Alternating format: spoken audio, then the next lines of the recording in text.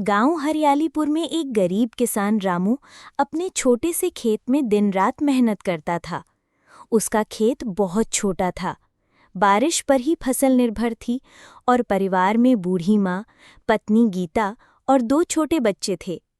फिर भी रामू हमेशा मुस्कुराता रहता क्योंकि उसे अपने मेहनत पर भरोसा था।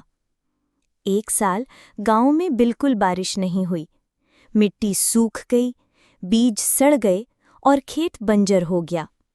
गांव के कई लोग शहर पलायन करने लगे, लेकिन रामू ने हार नहीं मानी।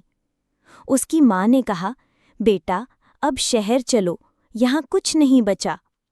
रामू बोला, नहीं अम्मा, जब तक खेत है उम्मीद है, मैं अपनी धरती को नहीं छोड़ सकता। एक दिन रामू खेत में बैठा सूरज की ओर देख रहा था कि तभी एक सफेद कबूतर आकर उसके पास बैठा। उसके पैरों में एक चमकदार कागज बंधा था। रामू ने उसे खोलकर देखा।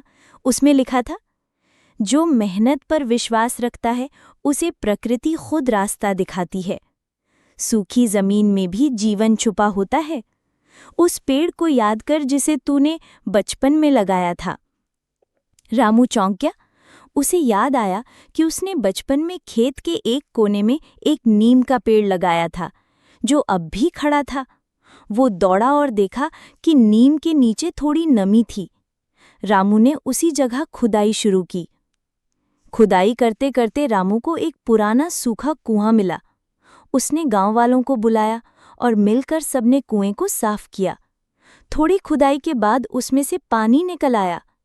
अब रामू ने उस पानी से खेत को सींचना शुरू किया। गांव के और लोग भी प्रेरित हुए और उन्होंने भी अपने पुराने कुएं, तालाब और बावड़ी को साफ किया। कुछ महीनों बाद रामू का खेत हरा हो गया। फसल लहराने लगी।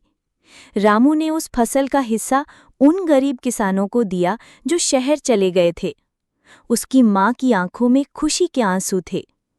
रामू अब गांव के बच्चों को खेती सिखाता था और कहता था, धरती माँ कभी खाली नहीं जाती, बस हमें उस पर भरोसा रखना होता है।